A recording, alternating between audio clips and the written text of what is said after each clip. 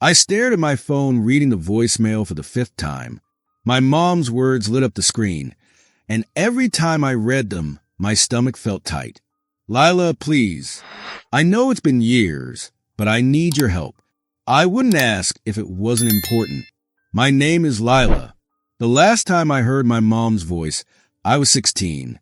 She was walking out the door with a big suitcase, saying she would figure things out. That was 8 years ago. And now, she was asking me for help again. Her voice in the message sounded broken and sad, making me feel uneasy. I was sitting in my dad's office when the voicemail came through. The room smelled like coffee and leather, and my dad was going through papers on his desk. He looked more tired than usual. The sunlight was shining through the windows, making the gray in his hair look even more noticeable. "Dad," I said, holding my phone. "Mom just left me a voicemail." He froze, his hand hovering over a pile of papers. The way he said her name, Karen, sounded like he was both praying and angry at the same time. It made my heart ache. "She says she needs help," I said, playing a message for him to hear. My mom's voice filled the room. "Please, Lila, I know I don't deserve it, but things aren't what they seem. I'm in trouble, and you're the only one I can trust." My dad's face hardened. "Delete it," he said firmly. "Whatever game she's playing, you don't want any part of it." I should have listened to him. I should have deleted the message and gone back to doing our usual routine, working on business stuff and sharing takeout from the Thai restaurant down the street. But something in her voice made me want to keep listening. She sounded scared, more than I had ever heard before. What if she really is in trouble? I asked him. My dad rubbed his temples and sighed. "Sweetheart, your mother's best talent is making her problems everyone else's emergency. Trust me." I learned that the hard way. He started coughing hard, like it was coming from deep inside him. I ran to get him some water, but he waved me away. When the coughing stopped, he looked even more tired than before. "Dad, are you okay?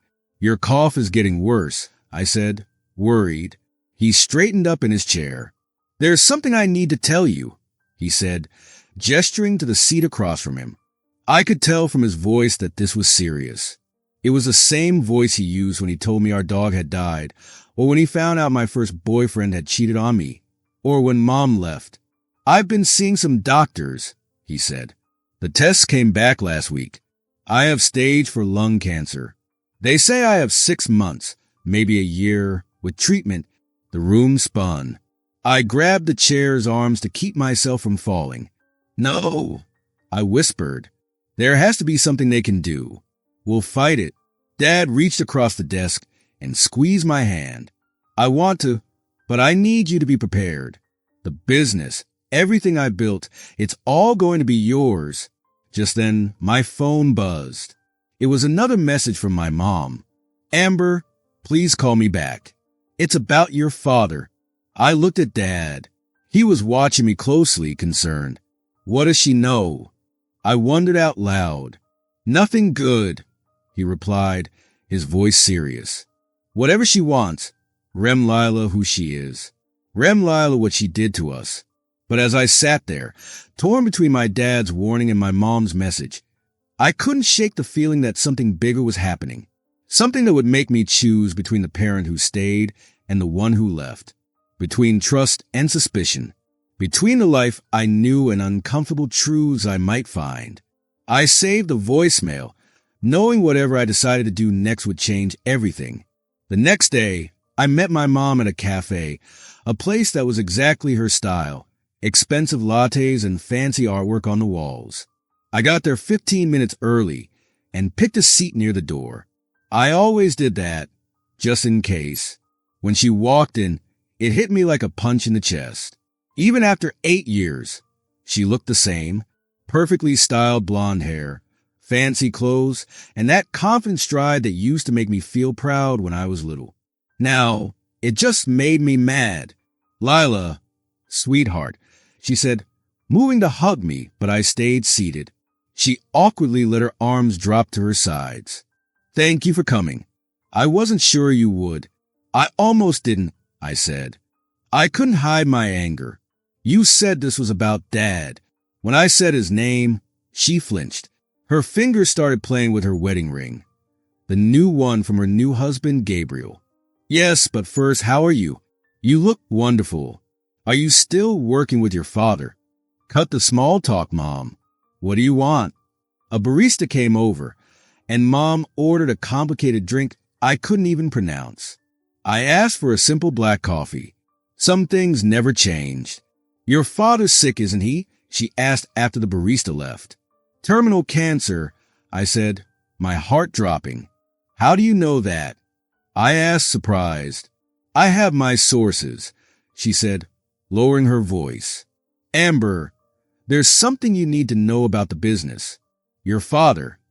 He's not who you think he is. I ran Lila at a time when Dad taught me to ride my bike. He ran alongside me until I could ride on my own. I Lila at him staying up late to help me with school projects. I Lila at him comforting me when Mom left. Don't, I warned. Don't you dare try to poison this too. I'm trying to protect you, she insisted. There are things happening. Deals are being made. When your father dies, I cut her off. If you know so much, why didn't you reach out to him? Why come to me? Her perfect face cracked for just a second. Because he wouldn't listen. But you're smart, Lila. You always were. I need you to look into something for me, she said. I laughed, but it was harsh. Let me guess. You need money. That's what this is really about, isn't it? It's not that simple, she said, looking around nervously. Gabriel's company is struggling. If certain things come out, there could be problems. I stood up, my chair scraping the floor. There it is. You haven't changed at all. Still using people. Still only caring about yourself. Amber, please, she said, grabbing my wrist. I pulled my arm away. Don't you dare use Elliot to manipulate me. He's 15. Does he even know you're here? Her silence answered my question. That's what I thought, I said. I grabbed some cash from my wallet and slammed it down on the table. Stay away from me, Mom. And stay away from Dad's business. As I turned to leave, she called out, I know about Rowan Thompson's offshore accounts. I froze. Rowan was Dad's business partner. He was like an uncle to me. He'd been there for every birthday, every graduation, every milestone that Mom had detected. What are you talking about? I asked, my voice shaky. She smiled, that same calculating smile I knew too well. Have dinner with me tomorrow night. I'll explain everything. I should have walked away. I should have told her to go away. But instead, I heard myself say, text me the details. Outside, I leaned against the building, trying to calm down. My phone buzzed again. It was a message from Dad. Everything okay, kiddo? I stared at the screen, thinking about the tired-looking Dad's eyes, Rowan's offshore accounts, and all the questions I suddenly had. Mom was lying. She had to be. But what if she wasn't? I typed back, all good, just running some errands. But I felt bad, like a lie was stuck in my throat. I knew I had to find out the truth, even if it meant doing something my mom wanted me to do, even if it meant risking everything I thought I knew about my family. Sometimes the hardest things to hear come from the people we trust most. I spent 3 days looking through company papers, trying to find anything about Rowan's secret money in another country. The office felt different now. Every shadow felt like it was hiding something. Every conversation could be a lie. One morning, Rowan stopped by my desk. I quickly hid the papers I was looking at. He smiled and joked, like he always did, just catching up on some paperwork. I smiled back. How's Dad doing? He's resting. The chemo's making him really sick. Rowan looked worried. You should go see him. He asked for you. Guilt made my stomach hurt. I had been avoiding Dad because I was scared he'd know I was looking into something bad. I'll just finish up some work first, I said. After Rowan left, my phone buzzed. It was a text from Mom. Found what I mentioned yet? Time's running out. I was about to ignore it when an email popped up from Gabriel, my stepdad. I froze when I saw the subject, urgent financial discrepancies. The email was short. Lila, I need to talk about some strange transactions I found. Can we meet privately? Don't tell anyone, especially your mom. My hands were shaking as I drove to his office downtown. Something was wrong. I didn't understand it yet, but everything was feeling off. Mom's warnings about Rowan, Gabriel's secret email, and Dad being sick. Something was wrong with my family. Gabriel's secretary led me into his office. He looked up from his computer. His clothes weren't as perfect as usual. Thanks for coming, Lila, he said. Please close the door. I stood up straight and asked, what's going on? What transactions? Gabriel turned his computer screen to me. These wire transfers went to an account in the Cayman Islands. They're connected to your dad's company, but the paperwork doesn't add up. I looked at the screen. Millions of dollars had been moved in the past year. That's impossible, I whispered. Dad would never. Gabriel interrupted. It gets worse. Your mom came to me last week and asked for a big loan. When I refused, she threatened to tell the SEC about these transactions. I felt dizzy. She's blackmailing you? She's desperate, Gabriel said softly. But what worries me more is where this money is actually going. Have you noticed anything strange at the company? Before I could answer, my phone rang. It was Rowan. Lila, get to the hospital. It's your father. I rushed to the hospital, my mind racing. When I got there, I found Rowan pacing outside Dad's room. He collapsed during his treatment, Rowan said. They're stabilizing him, but you should see him. I looked through the window. The doctors were all around Dad. He looked so small, not the strong man who had raised me. Rowan, I said, trying to stay calm. I need to ask you about the offshore accounts. Rowan froze. Who told you about those? Does it matter? I asked. Are they real? Rowan looked at Dad's room and pulled me down the hall. Everything I've done has been to protect your father and you, he said. But your mom, she's going to destroy everything we've built. What are you talking about? What did you do? Before Rowan could answer, Mom's voice rang out. Well, isn't this cozy? She stood there, holding a designer handbag like it was a shield. I tried to warn you about the kind of men you trusted. Get out. I snapped. Actually, she smiled and pulled papers from her bag. I belong exactly here. She held up the papers.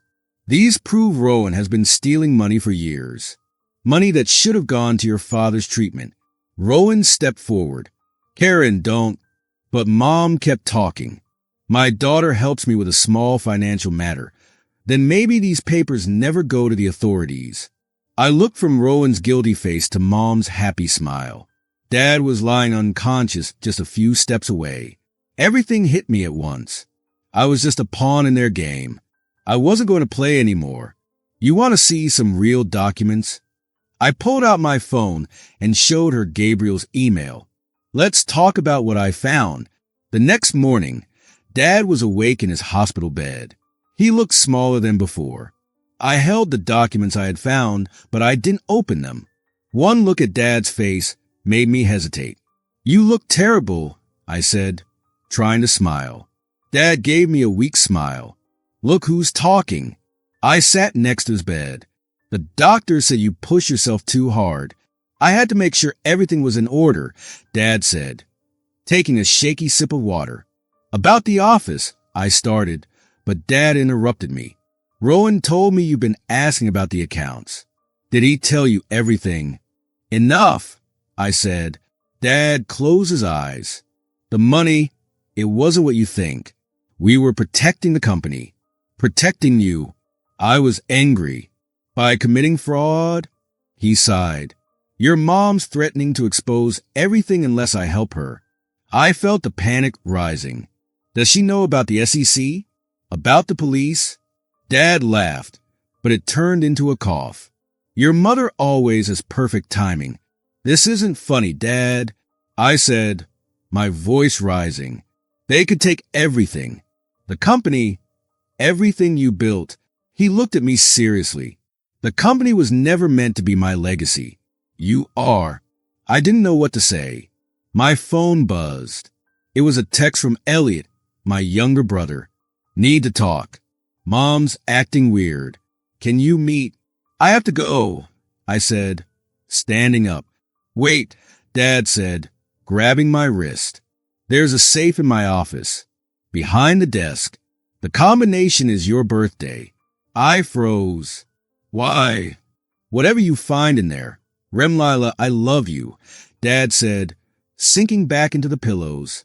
I hurried to meet Elliot at the playground, our usual spot. He looked big for the swings now, at 15. Mom's been crying, he said. I heard her on the phone. She was talking about losing everything. And Gabriel's barely home anymore. Jez, I'm not a kid anymore, he added, his voice cracking. I know something's wrong, he said. Is Mom in trouble? I thought about the papers in my bag, about Dad's safe, about all the lies twisting around us. We all are, I said quietly.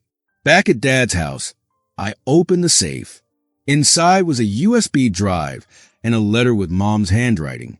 It was dated 8 years ago, the day she left. My phone rang. It was Gabriel. Where are you? Dad's house, I said. Why?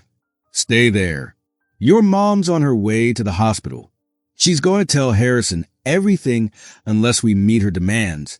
What demands? $2 million in control of the company's Asian businesses. I stared at the letter in my hand. Gabriel's voice softened. I'm sorry, Lila. I never knew what she was planning. After hanging up, I finally opened the letter. It was in Mom's fancy handwriting. My dearest Lila, by now, you've discovered what your father and Rowan did. The money they hid, the lies they told. I'm not leaving because I don't love you. I'm leaving because I can't fight them alone. Someday, you'll understand that sometimes we have to destroy everything to build something better. All my love, Mom. I crumpled the letter in my hand. Years of sadness turned into anger. They all lied, Mom, Dad, Rowan, all of them. They said they were protecting me, but they were just using me. I plugged the USB drive into my laptop. One file caught my eye. Payments to a company called Aegis Ventures starting the day Mom left. Before I could think, my phone lit up. It was a text from Elliot. Mom's taking me to the airport. She says we're going on a trip. I called him right away. Where are you? Terminal B, he said. Mom's acting weird. She keeps checking her phone. I dialed Mom's number. She answered with a sweet voice. Amber, darling, bad timing. We're about to board. Taking Elliot on an impromptu vacation with Gabriel's money. Something in my voice surprised me. Or should I ask Aegis Ventures about their investment strategy? There was a pause. How did you? You're using him as leverage, just like you used me 8 years ago, I said. I'm protecting him. Mom's voice turned cold. Gabriel's company is falling apart. Once the SEC investigation starts, everything will be ruined. But I can protect you and Elliot. We just need to leave for a while. My blood ran cold. What investigation? Another pause. Check your email. I opened the email app. There it was. A forwarded message from the SEC asking for information about Aegis Ventures. Gabriel's company? I whispered. Mom was silent. Then she spoke again, smooth as ever. I can protect you, Lila. Just come with me. You don't have to be part of this anymore. I gripped my phone tighter. Whatever truth I had found was only the beginning. Everything was about to change. I heard a lot of noise in the background, like a security announcement and my mom's voice, but it was muffled and hard to hear. She was saying something about boarding passes, and then I heard Elliot's voice. He sounded scared, and I could tell something was wrong. I could tell he was trying to get my attention. I heard my mom crying, and I could feel something bad was happening. She said something about us needing to leave quickly, but the words didn't make sense to me. My heart was racing. I could see the airport ahead, and my mind was all over the place. I could barely focus on what was happening because my head was spinning. Elliot's voice came through again, and he was shaking. He said, "Lila, something's wrong." I didn't understand what he meant at first, but then he said, "She's crying." Then my mom's voice came through again, and she sounded desperate. "Listen carefully," she said, her voice breaking. "Mom's trying to run. Whatever she's told you, it's not true. Dad's in trouble." Her voice was shaky. I could barely hear her over the noise in the background, but I understood one thing. She was lying. "She's been lying to all of us," I shouted, tears filling my eyes. I didn't know what to believe anymore. I was furious, but also scared. I knew I had to do something. I kept running toward the airport. The noise, the confusion, it all felt too much. I dialed Gabriel's number as fast as I could. When he picked up, I yelled, "She's trying to leave with Elliot. I think she's at Terminal B, call security." Gabriel's voice was firm. "I've already done it, Lila, but listen, there's something else. Your father's asking for you. The doctor said." I couldn't hear anything more. The phone call cut out, and all I could hear was the loud noise of the airport. I ran harder, barely rem-liling to lock my car as I ran past it. I was heading straight for the terminal, feeling like everything was falling apart. I kept dialing Gabriel, but he didn't answer. "Lila, listen to me." Elliot texted me. "Help, please. Mom she's..." The words were too much to read. I couldn't focus. Another text from Dad's nurse came through. "Please come quickly." I was starting to panic. Then the airport speaker crackled with an announcement. "Final boarding call for flight 2476 to Grand Cayman." I felt like I couldn't breathe. My phone buzzed again. This time, it was a text from my mom. "I'm sorry, baby. Sometimes running is the only way to survive." I froze. I didn't know what to do. I wanted to run after her, but I couldn't leave Dad. He was dying. Everything was falling apart in front of me. Dad was dying, and my mom was running away, leaving me in the middle of all the lies. I was torn between love for my family and knowing that I couldn't keep living in the shadows of these lies anymore. I stood there in the airport, feeling like my heart was breaking into pieces. And then it hit me. I had to make a choice. It wasn't just about love anymore. It wasn't about revenge. It was about finally breaking the cycle of lies and manipulation that had poisoned everything in our family for years. Taking a deep breath, I made my choice. I grabbed my phone and dialed Gabriel. "I need you to do something for me," I said, my voice steady. "Pull up every record you have on Aegis Ventures, every transaction, every signature, every phone call. Then send it all to the SEC." Gabriel was quiet for a moment. "That'll destroy your mom, Lila." "I know," I said, "but sometimes we have to destroy everything to build something better." I ended the call. I wasn't going to the gate. I wasn't chasing my mom anymore. I was heading toward the hospital. I needed to be with Dad. When I arrived at the hospital, I rushed to his room. It was too late. I arrived just in time to hold his hand as he passed away. His last words to me were simple but loving. "I love you." After that, the machines in the room started screaming. It was the worst moment of my life. I stood there, frozen, while doctors rushed in, but no one could save him. He was gone. Hours later, I was sitting in his room, my mind spinning. I checked my phone again. There were 17 detective calls from Gabriel and a text from Elliot saying, "They arrested Mom at the airport. Where are you?" I felt numb. I couldn't process everything happening around me. Then, there was a knock at the door. It was Rowan. He looked exhausted. "Lila, I'm so sorry about Harrison. About everything," he said, his voice filled with regret. I looked at him, not knowing what to feel. "Did you know?" I asked quietly. "About Aegis Ventures?" Rowan sighed and stepped into the room, closing the door behind him. "Your father was trying to protect you. The money. It was meant to be your inheritance, hidden so Karen couldn't touch it. Stop lying, I whispered, standing up. I saw the records. I know what was going on. Rowan didn't say anything. I knew he wasn't going to deny it. I asked, Mom was blackmailing both of you, wasn't she? He didn't answer, but his silence said everything. Just then the door opened. A detective named Detective Lane stood there. She had a badge and a serious look on her face. We need to ask you some questions about Aegis Ventures, she said. I laughed, but it sounded crazy. Join the club, I said. We've all got questions. The detective showed me a paper with my signature on it. We have evidence suggesting you were involved in the transactions. I didn't sign anything, I said, my voice shaking. But then I realized all the papers Dad had me sign recently. Was that what this was about? Detective Lane didn't say anything. We'll need you to come with us, she said. Rowan stepped forward. She doesn't go anywhere without a lawyer, he said firmly. I felt like everything was crashing down on me, and it wasn't even over. The world felt like it was breaking, and I couldn't stop it. I pulled out my phone, and Gabriel called again.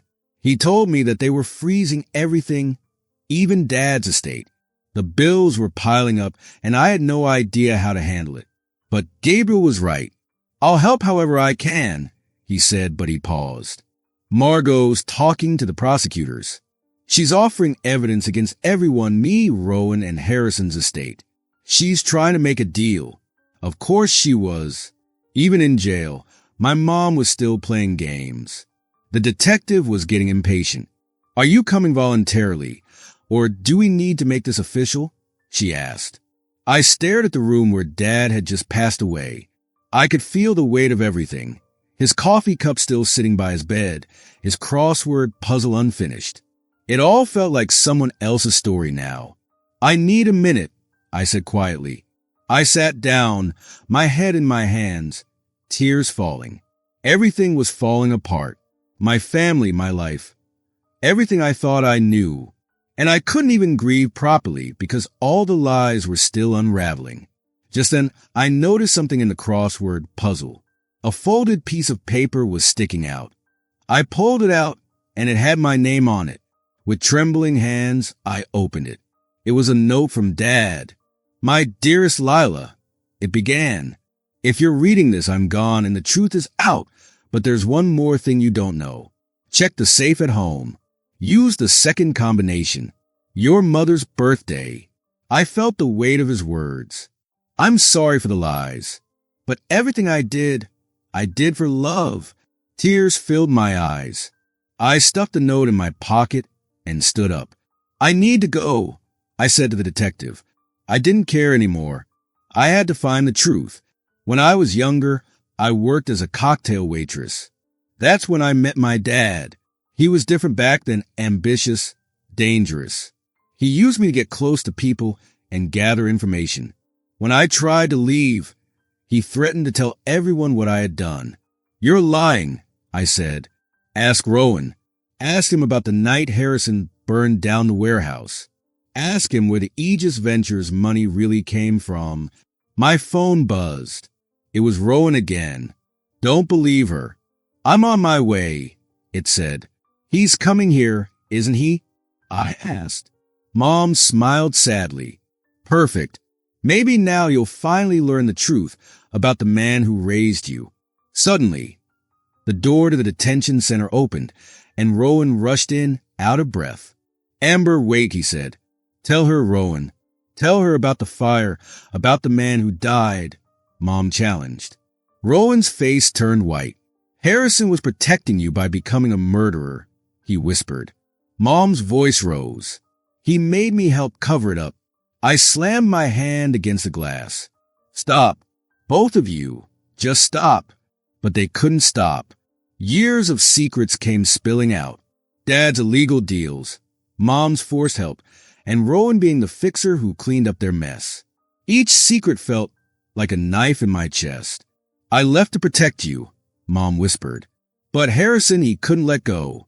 Aegis Ventures wasn't about hiding money. It was about keeping me quiet. My phone buzzed again. Gabriel had sent me a text. Found something. Get to the office now. I stood up, my legs shaking. You're both going to jail. You know that, right? Maybe, Mom said quietly. But ask yourself why Harrison made you sign those papers last month. Why did he make sure your name was on everything? The horror started to sink in. He knew he was dying. He knew I'd talk, she finished. He tied you to everything to make sure you couldn't say anything. Rowan reached for me. Amber, let me explain. But I backed away. Dad didn't protect me. He used me just like you did, Mom. Just like everyone else. Not everyone, Mom said. Check Gabriel's email. His password is Elliot's birthday. See who really tried to protect you. I left them there, broken people trapped by their own lies. In the parking lot, I sat in my car, staring at my phone. I wonder which truth would hurt more. The one I had always believed or the one I was about to find out. I typed in Elliot's birthday and held my breath. A year later, I stood at Dad's grave. The autumn leaves crunched under my feet. The headstone was simple, with just his name and the dates. No mention of his legacy, the good and the bad. Gabriel's emails had shown everything. How he secretly tried to protect me.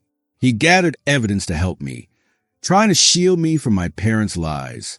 In the end, his testimony helped reduce my involvement, saving me from being punished. Ready? Elliot asked, walking beside me. At 16, he was already taller than me, but his eyes still had that trusting look they always had. Almost, I said. I placed a small stone on Dad's grave, a tradition he had taught me, though I never knew if it meant something more. The company had barely survived after everything. With what was left, I started a new foundation to help kids affected by crimes like the ones my family had committed. It felt right to turn all that bad stuff into something good. My phone buzzed again. It was a message from Mom in prison. She had 3 years left on her sentence for cooperating. I hadn't opened her messages in months, but this one was different. The subject said, "You were right." Inside, she had written, "I spent my life running from the truth, thinking lies would protect me. But you chose differently. You faced everything head on, and you built instead of destroyed. I'm proud of you, even if I don't deserve to be." Elliot asked, trying to sound casual. "Yeah?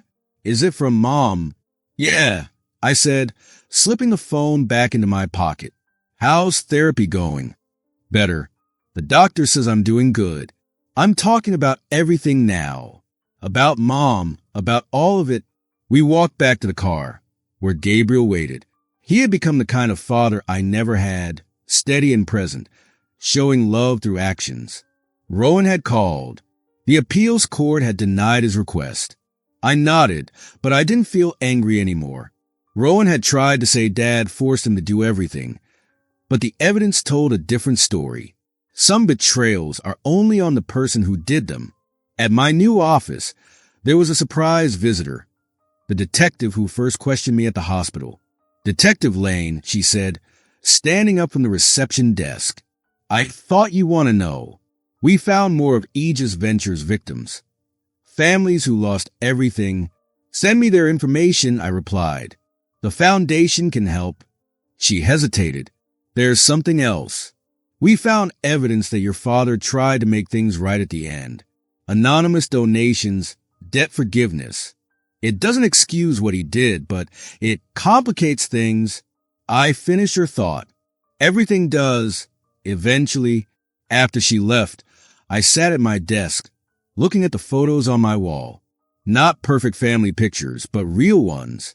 Elliot at his school play, Gabriel teaching me to golf badly, and even one of Mom from before everything fell apart, laughing at something off camera.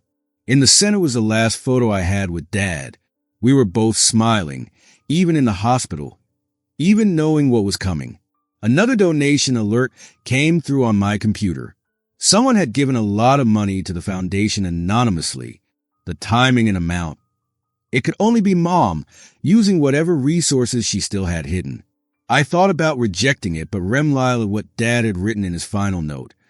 Everything I did for love. Maybe that was true, maybe not, but I could choose what to do with that love now. The real kind, the complicated kind, the kind that survives even when everything else burns down. I accepted the donation. Sometimes the best revenge isn't about getting even. Sometimes it's about building something new from the ashes of what was lost and letting that be enough. I picked up my phone and, for the first time in months, opened the chat with Mom. I typed, "Thank you," and hit send. It wasn't forgiveness. Not exactly, but it was a start. If this story made you think or gave you a new perspective, leave a comment below. I'd love to hear what you think. Don't forget to like and subscribe so you won't detective our future videos. Let's keep sharing thought-provoking stories and learning from life's lessons together. Thanks for watching, and I'll see you in the next video.